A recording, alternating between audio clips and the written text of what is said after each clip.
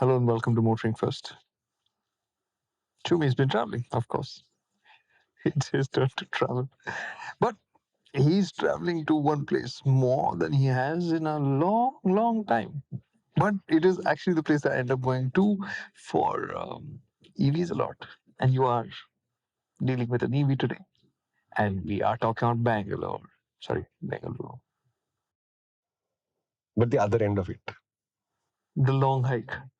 dude, it just makes no sense. And this was the Orbiter. This is the TVS Orbiter, which makes a lot of sense. What? Which part of it? When I heard that the top speed of this thing was 68 kmph, something inside me sort of died. What? Yes. And then when I rode the scooter, that thing woke up and said, "You were wrong. You should never judge the specification," which I realized was my own sentence being read back to me by myself.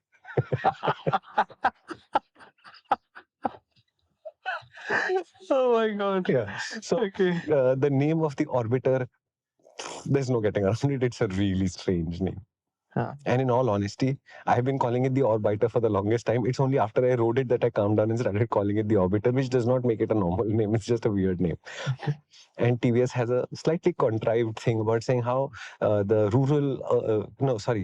urban youth have a small orbit multi-trip uh, transportation sort of orbit.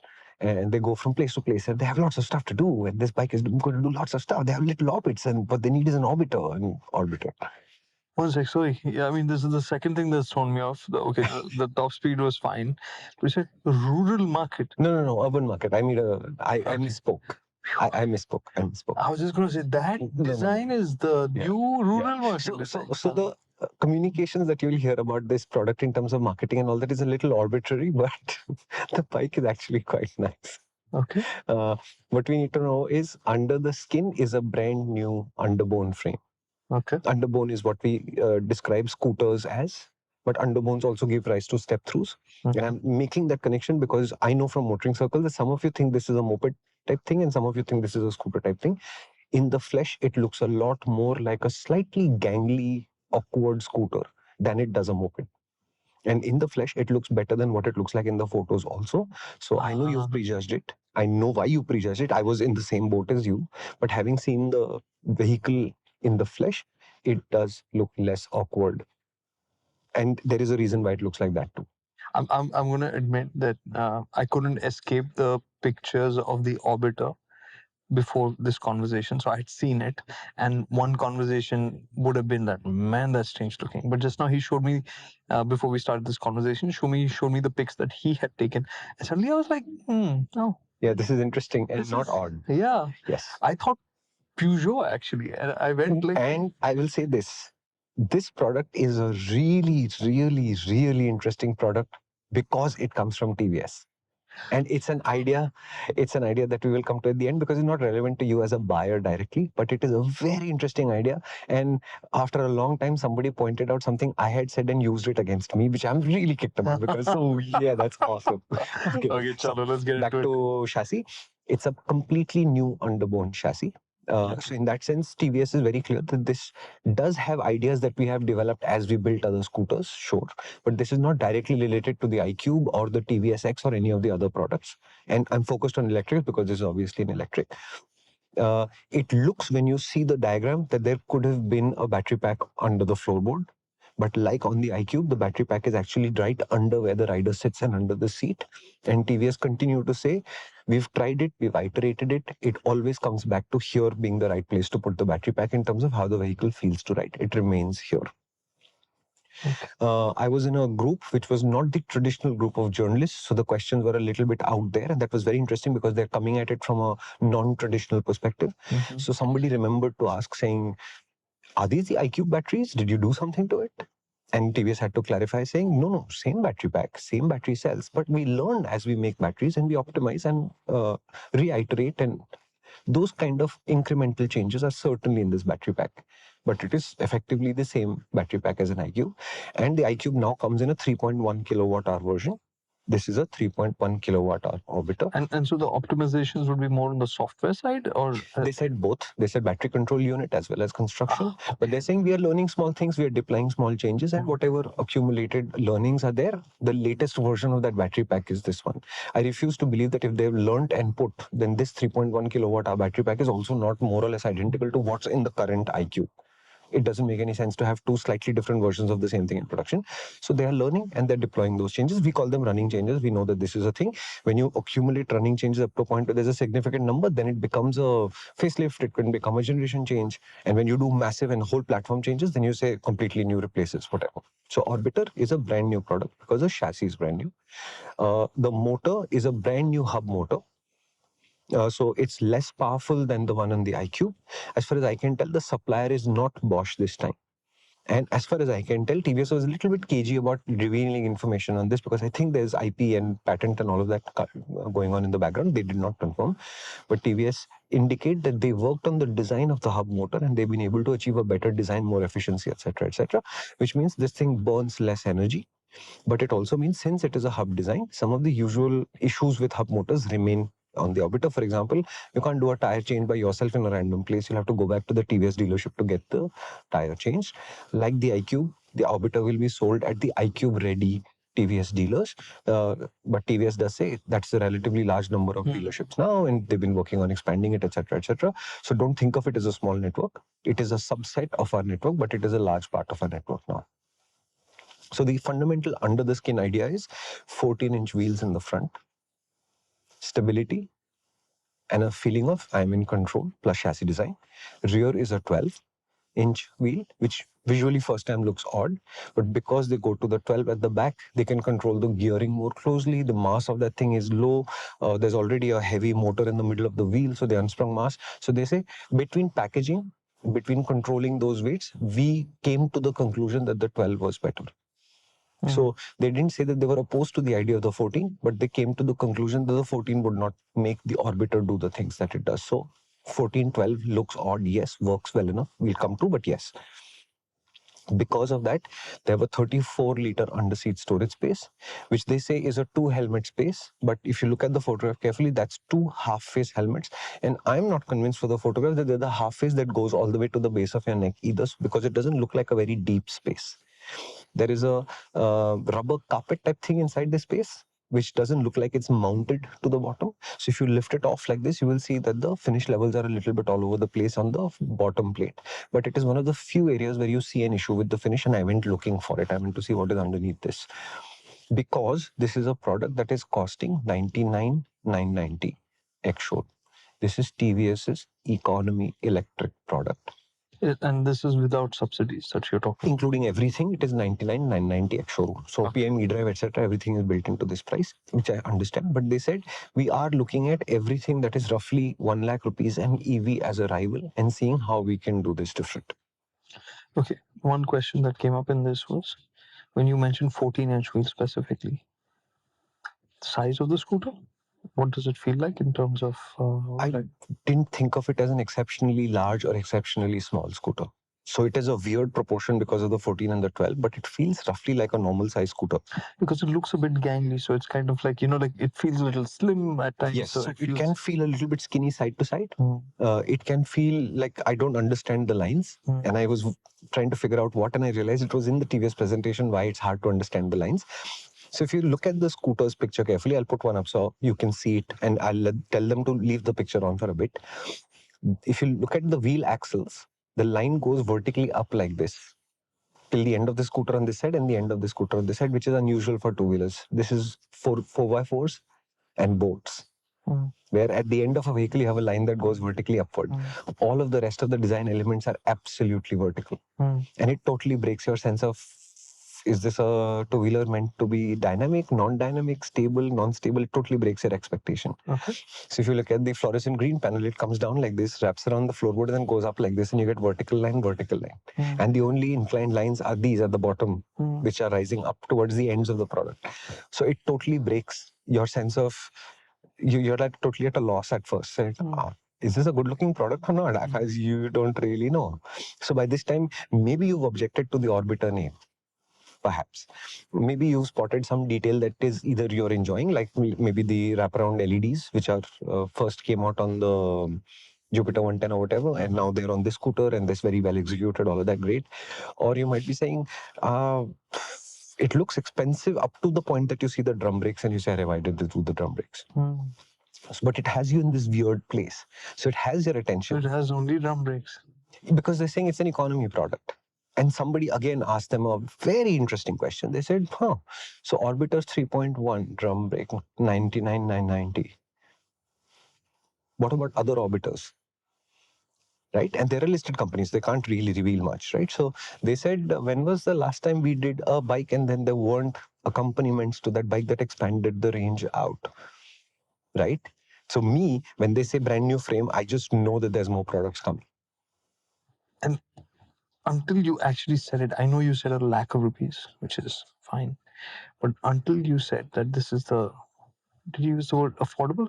My God, it doesn't look like that kind. It looks premium. Even better. When I first saw the vehicle, in all honesty, I was like, this seems a little low on the quality front. Oh, really? By TVS's standard. And then as I rode it, I said, it doesn't feel any lower in quality than a TVS would. And then I had to sort of like, what are they doing? And I had totally forgotten about the 1 lakh rupee thing. So then when I came back and they started to talk about the 1 lakh rupee thing and think about the products that you get there, and then you realize the bottom ethers may be 10% more high quality perception than TVS.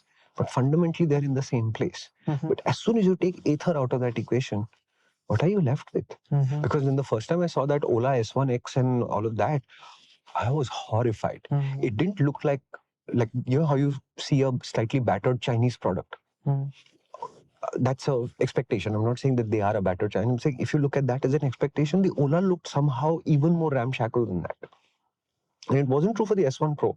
It was true for the S1X and that 70,000, 60,000 and all of this kind of thing. And then when you put that in context, you're like, wow, what they've been able to do is pull off a very good finish level, but you can tell that the materials they've used are not at the usual premium level, but somehow it works. So the longer I rode the scooter, and in fact, I will admit to this, most people rode the scooter for that first 20-25 minute session. Then they had a session while they were to track the scooter.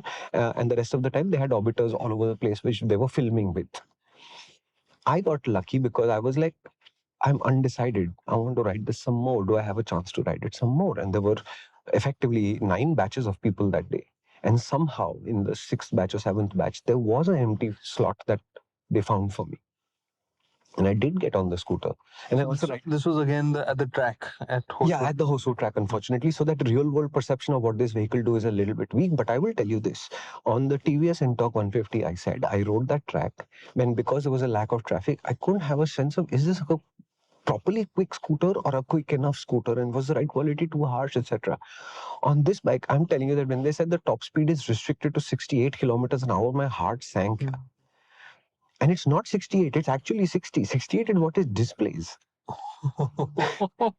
Okay. In eco mode, the top speed is capped at 40, which it displays as 45. And that is done so that you can be a 16-year-old, not need a license, and get yourself an orbiter if you want legally in India. Those are the performance caps for a 16-year-old's licensing challenges. So 16-year-old can get an orbiter. Yeah, like you remember there was that moped class of automatics. So this has the same criteria met as that moped class type of thing or whatever. It's official. I'm not calling it a moped because it's a moped. I'm saying that's what the performance is aimed to. So if you're 16, you can ride one of these things legally out there. So that's one reason why the caps of top speed are low, right? The throttle calibrations in both the modes are flawless and they are exactly the same except for the speed cap, right? So when I put that in your head and I say 68 kmph, you're thinking slow and boring. I am not thinking slow and boring. I was entertained. Was I blown away? There was so much action. No. You were entertained. There was enough. Because for that track, this is obviously a slow scooter. We've ridden some stuff that is much faster than that. But at no point did I say, you know what, I will not go around one more time at this track because this track is just useless. I mean, it is, right? 400 meters, take a U-turn and come back, and 400 meters, take a U-turn. How entertaining could it possibly be? But as I rode this Orbiter more, I realized it doesn't feel as boring as the spec says it should be, which is excellent if they're targeting the youth. It does do quality levels higher than you expect, especially when you start putting the price and the rivals in place, which means that aspirational value of saying, I don't want something to look cheap because it's cheap. I want it to look good. Done. I think trendy works for this. Yeah. And the key thing that I want to bring home, Karthik, is I kept coming down to this: what is this design? Why are these vertical lines? How does this make any sense? What is this name? Why are you doing this? And they said, when we benchmark everything and launch everything, then you come after us. And now when we are trying something new, then you are having trouble accepting it. This may not be the right way to. Oh my God, you are so right. TVS is taking a risk with this thing and it's solid. When you showed me the pics, the last thought that flashed in my head was, TVS has done something that nobody else has as Yes. of now. And I was like, dude. Yes, it's exactly that. They have stuck their necks out and they have built this. Now, whether you think they've stuck their necks out and built a turtle or they stuck their necks out and built a giraffe is not germane to this. The central thing is TVS is trying something brand new that nobody has tried yet. And TVS is doing it in the calm, methodical way that they do things. I'll tell you examples and examples of this. They will advertise that the seat is super long. This is the best scooter seat they make because it is flat, long, wide, and firm. Dude, that was the other question. That seat is like it was cut by a knife or something, man. It is flat. Yeah. And in the action cam footage, you will see two kinds of POV. One where the meter's sort of disappearing under the camera, and the other where there's a lot of the scooter visible. Because the seat is flat, I have actually scooched all the way till the back, till the grab rail, and I'm sitting like this and getting the footage because I can, more or less. And I have brain space, right? I'm not going too fast. I'll give you more examples. This thing has cruise control. Okay. It's the nicest cruise control that you get in this class because it does just one thing. It's TVS, so you have to double click it instead of clicking it. One to select and one to confirm. Fair enough. As usual, the concern is there'll be a child. Okay, if there is a child, there are two brakes and one throttle, and there's a key. I mean, what are you protecting against? And how many things can you protect? Sure. The cruise control has no speed, resume, set buttons. None of this nonsense is there. It's the cruise control system that does cruise. You come up to, I think, 18 or 23 kilometers an hour. I'll put the exact number. Or go up to about 55. Beyond that, it does not work. Primarily because there's not much Whatever left. speed you switch it on, You tick, and it holds that speed. Job done. Superb. You accelerate beyond a certain throttle opening, you lose cruise control. You brake, you lose cruise control. You double click, you go back to running cruise control to whatever speed you are now at.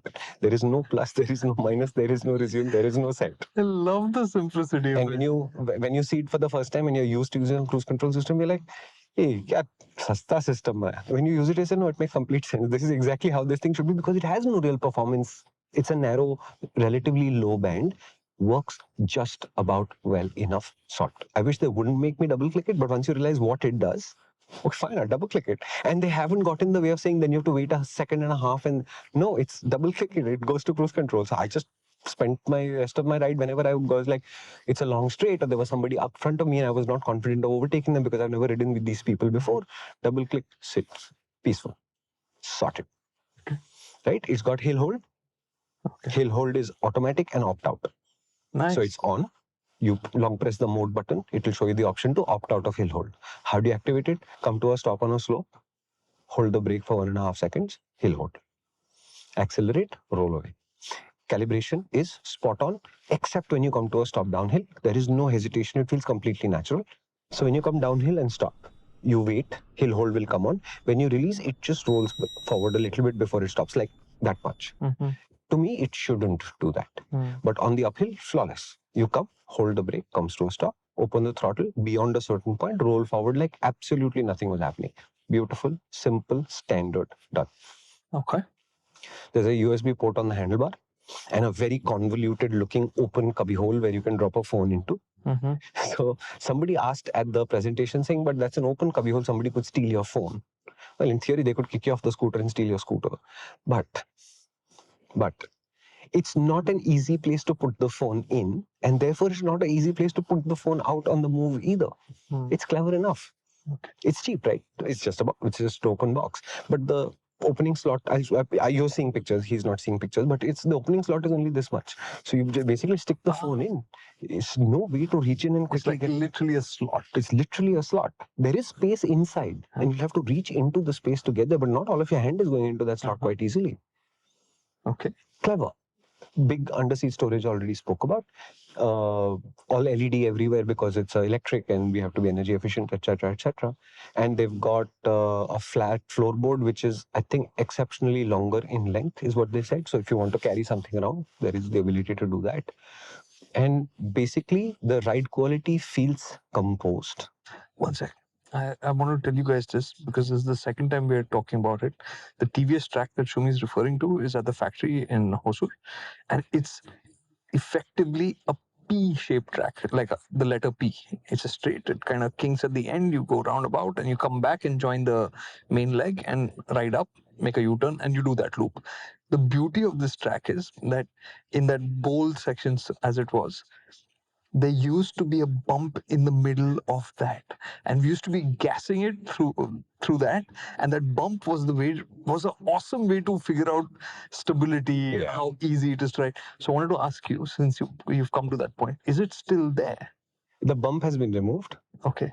But this chassis is, remember the first time we rode a Duke 200? And we couldn't figure out why it just felt like I can do anything here. It's like not reacting only because it was designed for the 390, 45 bhp, but you only had 25 bhp. So how can you challenge this frame?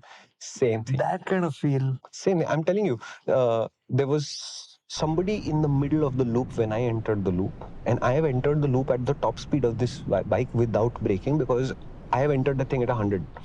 So entering it at 68 is not a thing for which I have to do any adjustments. I'm sitting like this and holding on, and I feel like I could basically do this at 20 kmph more, and I could still have that hand there and not need it on the handlebar because it's not moving around. Part of it is the 14-inch wheel. Part of it is the chassis has a lot more left to give. And I would say this, if TVS can put a 3.1 kilowatt hour battery pack on the iQube and the Orbiter, I can't see why they wouldn't put the 5.3 kilowatt hour battery pack on both either. The iQube has 4.5 kilowatt horsepower outputs. This thing has 2.5 kilowatt. And all the iQube, all the motors are hub motors. All of them are hub motors. There's no iteration in which there's no mid-mount motor until they did the TVS X. And the iQube is also 12-inch rear wheel. The iQube is 12-inch rear wheel, 12-inch front wheel. But the hub motor itself is new. But I mean, theoretically, if they wanted to do the 4 kilowatt. Oh, there's no reason why they couldn't. Absolutely not. Oh God, this is sounding so nice. Yeah. This is like such a good feeling. Yeah. So visual, will you automatically like it? Once you go see it, I think you'll be a little bit more confident. Of photographs, I'm not sure.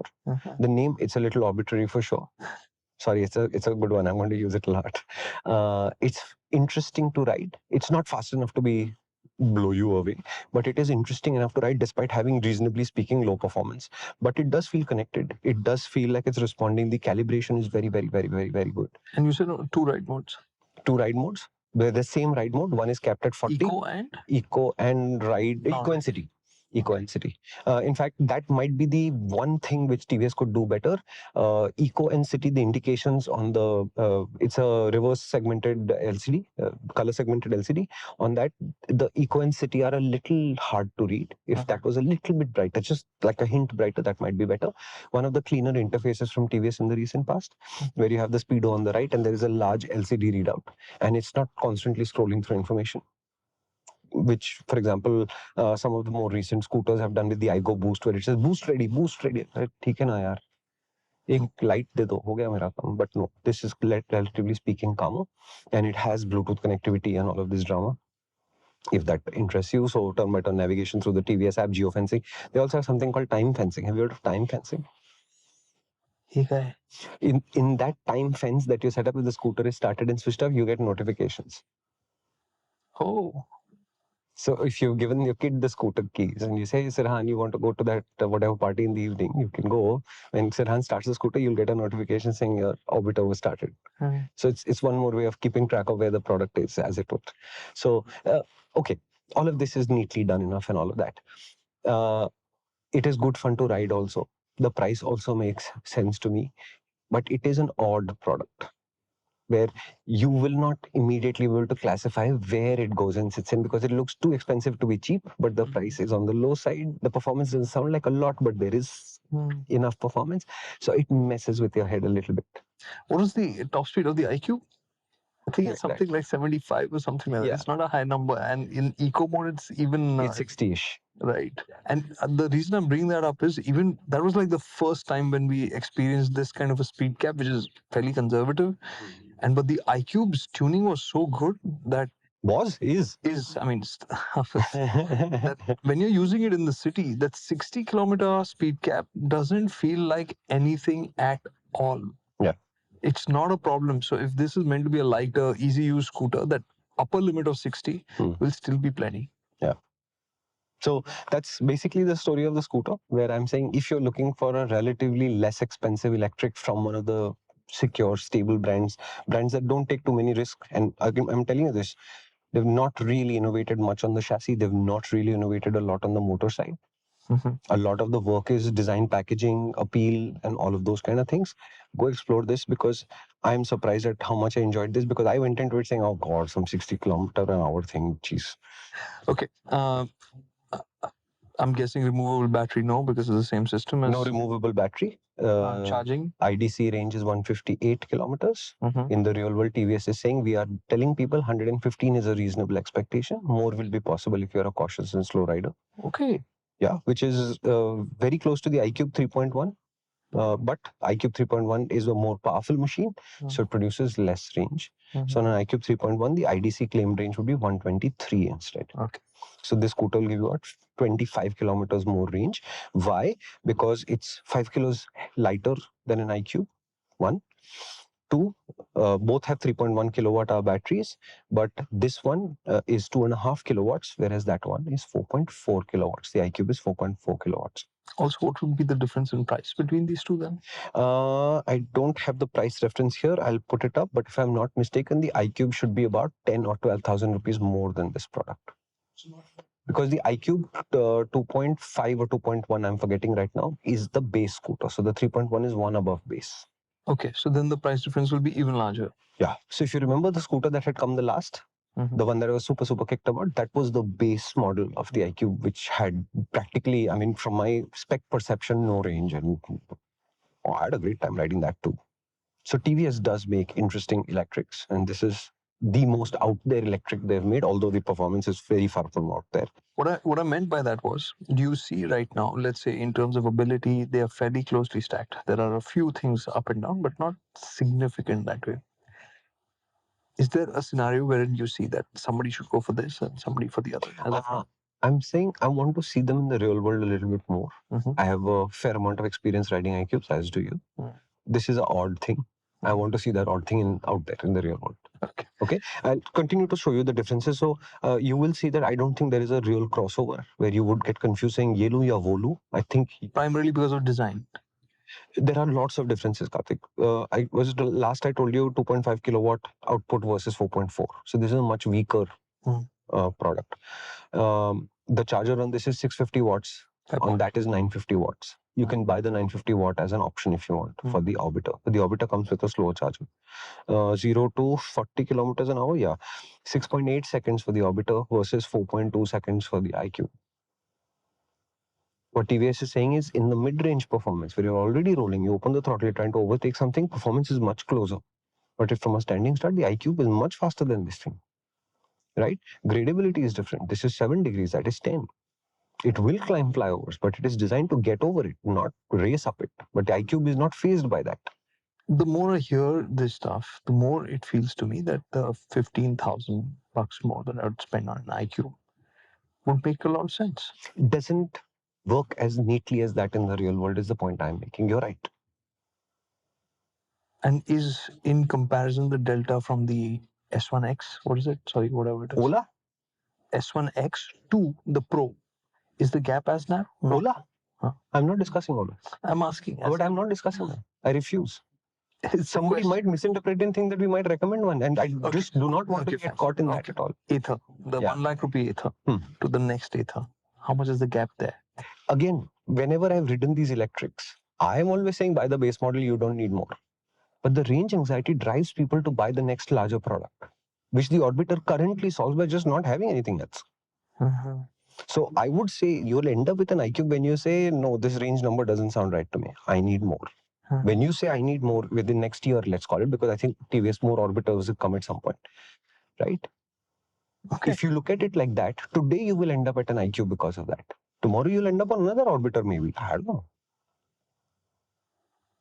So even right now, you're saying from a functionality standpoint, for most people's commuting needs, an orbiter, just on the basis of what it can do, should be good enough for many people. But because of the what if scenarios that come in people's head, you'll start thinking of going up the ladder. Maybe. And when you say up the ladder, you immediately outside the orbiter orbit. Correct. Because the orbit is only one orbit. Right. Okay, understood. Right? In dimension terms, another place where you'll see the difference, this is 1850 long, that is 1805. The iCube is 1805. iCube has less length. The orbiter is also slightly wider. The orbiter is less tall, it has a lower seat height and the greater ground clearance. Interesting. It's more function oriented than the iCube in this particular sense. Now think about what functions I may be talking about. Now you'll start to understand saying why that urban, semi-urban thing is actually, I think, like an eye wash. It has 130 mm front drum and 130 mm rear drum. But the iCube 3.1 already has disc brakes. IP67, LED everywhere, 3 or 50,000 kilometer warranty, 5-inch colored LCD. So that's basically the story of this bike, right? Very interesting. So to me, this whole, it's an urban multiple orbit. Who are the people in the urban area who are making lots of short trips? Who? Yeah. Who? The delivery. So to me, that is definitely one of the targets. Interesting.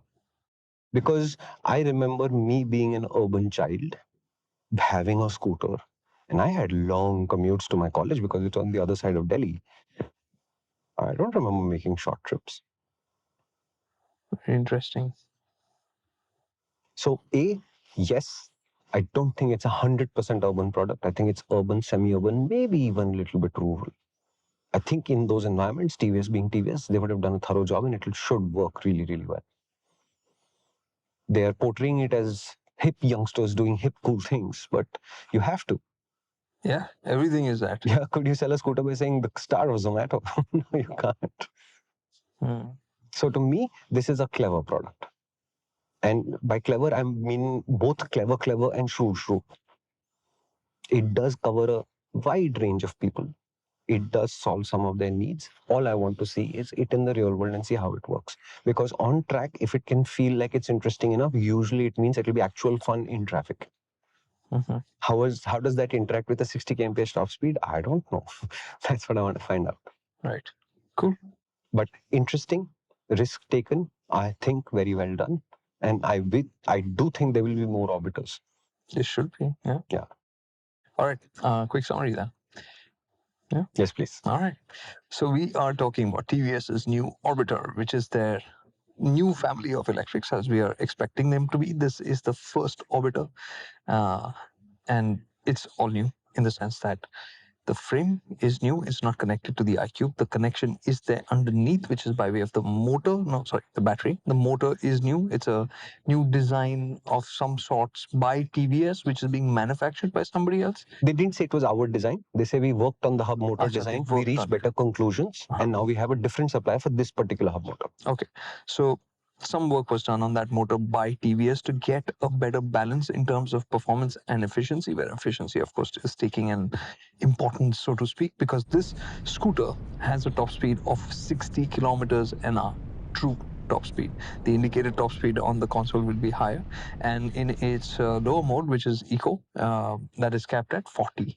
So it's a relatively let's say that it's a focus scooter on utility where the priorities are on that, and you'll see a lot of the good stuff also kick in in this regard. For instance, the seat is flat and long. In terms of overall length, it is bigger than the iCube as well, and that seat looks strangely flat in pictures, but that means the comfort and ergonomics will be clean. And under that is a large boot, 37 liters. 34. 34. 31 is on the other one. 33s, 31s are the other TVSs. This is 34, so this might actually be the largest one they made yet. So it's packing in a lot of practicality there. The floorboard also, they said, is longer than usual, or the longest, something like that. So again, idea is it's practical if you want to store something there while you're riding around. So it's a 3.1 kilowatt hour battery pack, which is the second smallest one in the iQube, and the promised range from that is about 15 real world, 158 IDC. 158 IDC, 158 IDC, and 115 real world. Yes. So it's not insignificant. It is enough for somebody who's running around the city every day to manage comfortably, even for a couple of days. Even if you have extended usage, managing 60 kilometers a day is not light work. Yeah, no, it's not. Right? So it's managing to pull that off with this kind of balanced setup of practicality. The impressive thing is in the way it rides. The motor, while it sounds like 60 kilometers an hour is not much, but actually he was smiling when he was talking about how it feels, and it was on a track, so it's not like a place where you're generally going slow. It felt engaging, and that is interesting. Yeah. The question that remains to be seen is how does it end up working in traffic, like even in Mumbai when you're on one of the express highways, I mean the highways linking within the city, you're traveling fairly quickly. How will it work there? How will it feel there? Will it feel flexible enough is the question that remains, and we'll have to see that.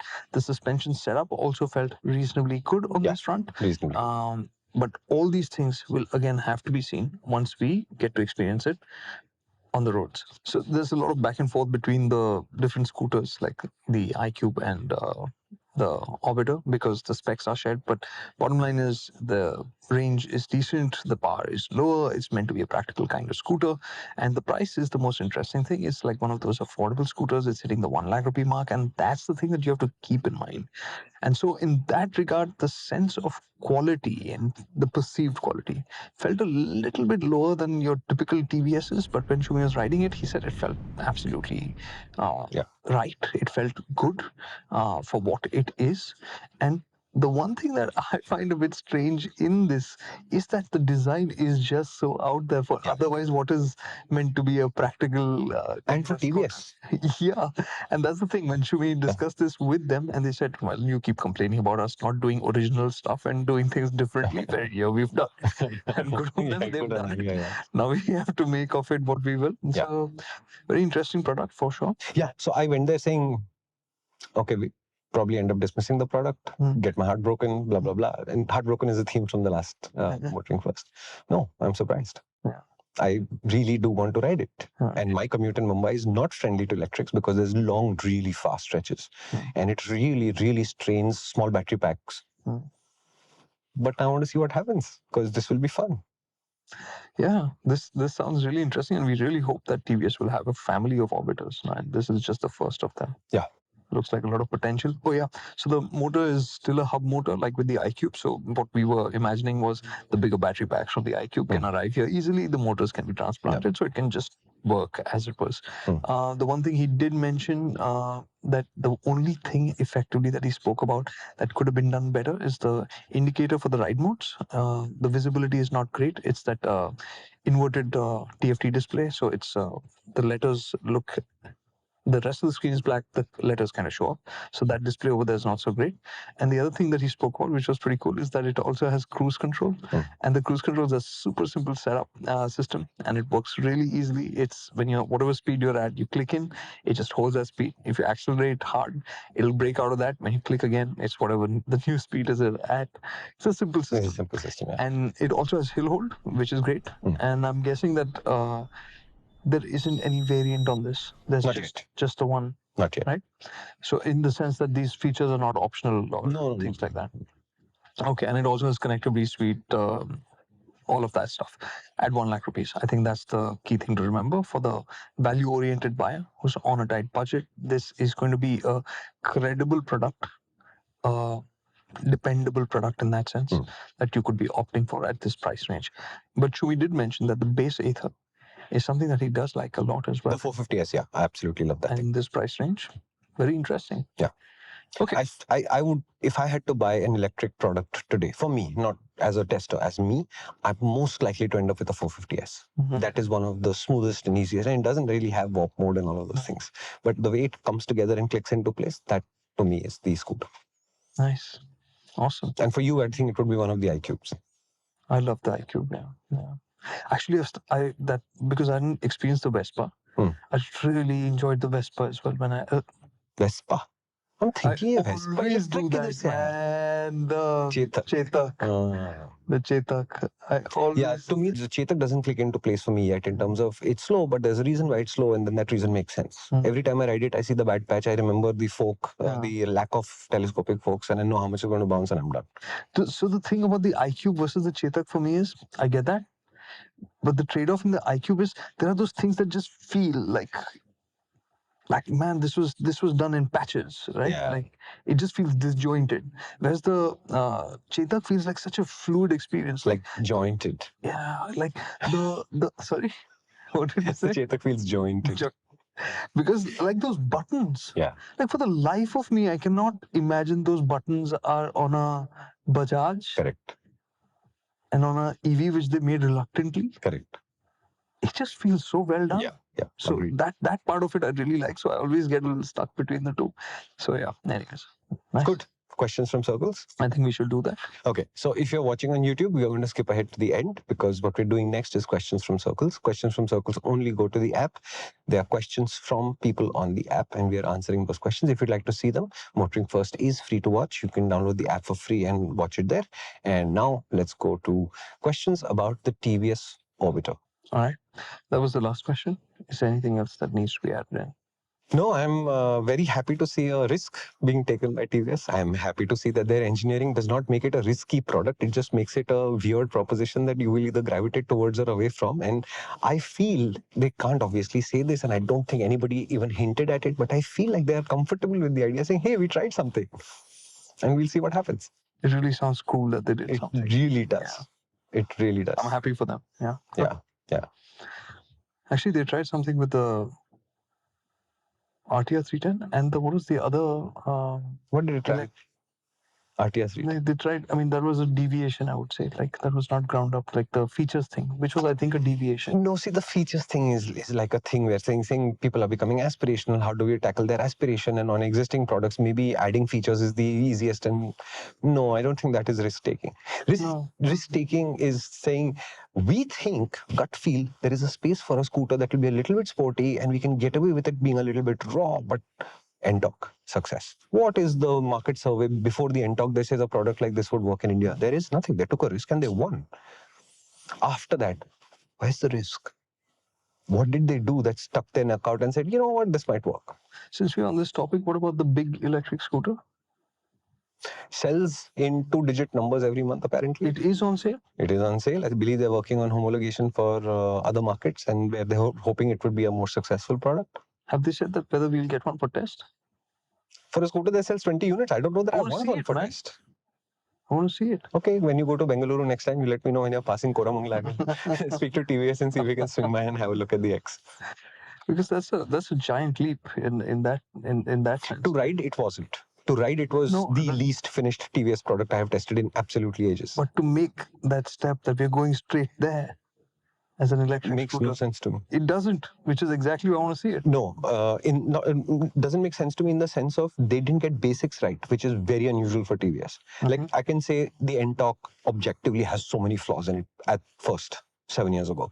Was it the smoothest engine? Scooters are smooth engines, why doesn't this thing? And blah, blah, blah, blah, blah. And the Orbiter. Can I say that the motor calibration is not great because it's a cheap vehicle? No, it works. Correct. These are the continuums that the X breaks. So the X looks slick. The X looks expensive. Okay, I can even say that X looks 2.5 lakh rupees. But the X doesn't go 2.5 lakh rupees. It goes like 1.5 lakh rupees only. That is to me the most astounding thing about the X. It's not that they built it. It's how badly they finished it. Okay. So you want to ride the X and you want to go the X? I want to see it. I will organize it. I have no, I'm not being able to place it I in my will head organize it for you if you want to. I have absolutely no interest in that product until it hits generation 3 or something. Awesome. Cool. Like I'll give you this. throttle calibrations on the Orbiter are superior to the throttle calibrations we experience on the TVS X. I don't even want to ride it. I want to see it. That's it. And the X costs 2.5 times less. I want to ride the Orbiter. That is for sure. Yeah, 100%. That sounds like such a sweet bike. Yeah. I want to commute on it in my full gear. My 1 lakh rupee helmet or whatever. I want to commute on this shit. Awesome. I know that I'm saying that, but that's how it is every single day anyway. So we won't do the list of what else is coming. That list is fairly healthy. There are bikes also packed into that now, more bikes as well. So you'll see them coming. All right. So thank you so much for watching. And as usual, if you have any more questions, hit us up on the MotorInc app in circles under this video, and that'll be awesome. If you want detailed conversations, do come to the app if you're watching this on YouTube. And if you're watching this on YouTube, remember that we had an entire section called Question from Circles, which is all the questions that were posted by the MotorInc fam in circles, which have been answered. So it's a much longer video on the app. You can come to the app, download it for free, sign up for free, and the video there will be for free. And there's lots more content coming there earlier. So there will be other MotorInc First already playing there, which are yet to hit YouTube. It's a big reason to come there and to talk with everybody there. Thank you so much for watching.